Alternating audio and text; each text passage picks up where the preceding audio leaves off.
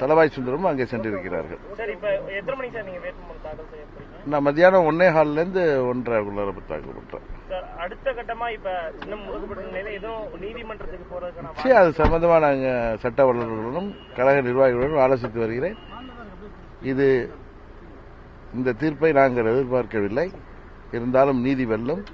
இது ஒரு தற்காலிக தீர்ப்பு தான். இதை எதிர்த்து நீதிமன்றம் செல்வோம்.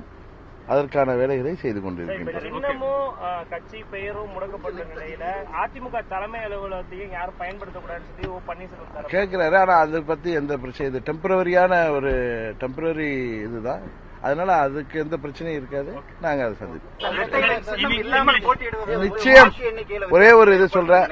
2001 பொதுத் தேர்தலிலே அம்மா அவர்களின் வேட்பாளர்கள் தமிழகம் முழுவதும் இரட்டை இலை சின்னத்திலே போட்டியிட்ட போது பூனகிரியிலே எங்கள் வேட்பாளராக போட்டியிட்ட அருமை சகோதரர் அருள் அவர்கள் ஏ ஃபார்ம் பி ஃபார்ம் தாக்கல் செய்வதிலே காலதாமதமானதால் அவருக்கு வாழைப்பழ சின்னம் ஒதுக்கப்பட்டது.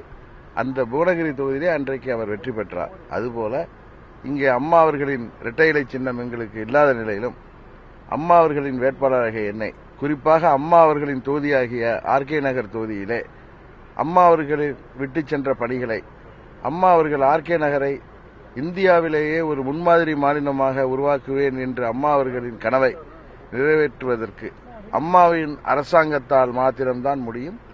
அம்மாவின் வேட்பாளராக போட்டியிடுகின்ற நான் எந்த சின்னத்தில் போட்டியிட்டாலும் அவர்கள் இரட்டை இலை சின்னமாகவே அதை நினைத்து எனக்கு வாக்குகள் அளித்து என்னை மாபெரும் வெற்றி பெறச் செய்வார்கள் என்பது உங்கள் அனைவருக்கும் தெரியும். அதுதான் உண்மை.